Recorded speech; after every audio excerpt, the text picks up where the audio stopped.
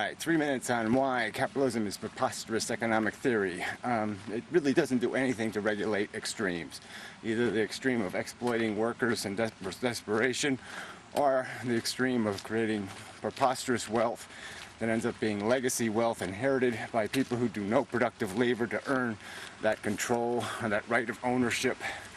With those two huge flaws, the free market isn't a free market. It's a controlled, legacy inherited, elitist market.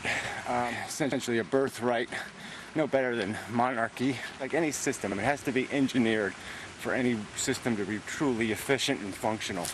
You have to prevent the excesses, and you have to maximize productivity. And for this, the economic system, you want to create lots of incentive for people to improve themselves, lots of reason to do more work, to acquire more knowledge, more skill.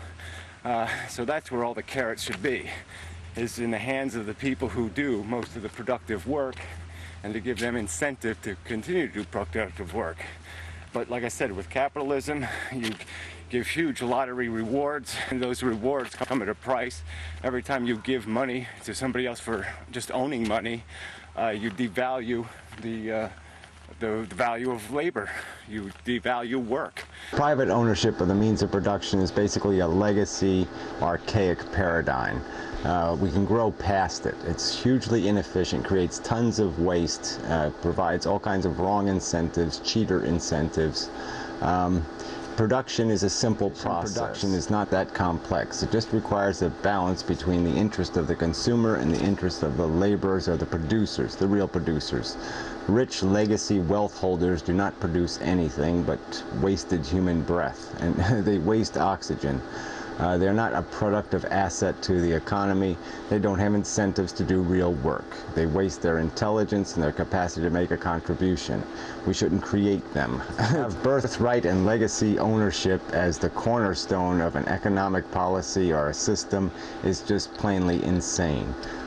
We've certainly grown past believing that the elitism or superiority or extra productivity or deserve is not something you're born to. It's something you earn in life through your displaying your character, making your contribution.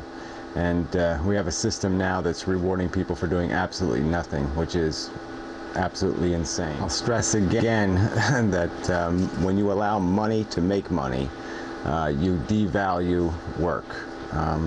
Quite simply, surplus people hold should be able to retain its value, but it shouldn't earn value. It shouldn't make money as if it was a worker, because it's not. It's not a productive contributor.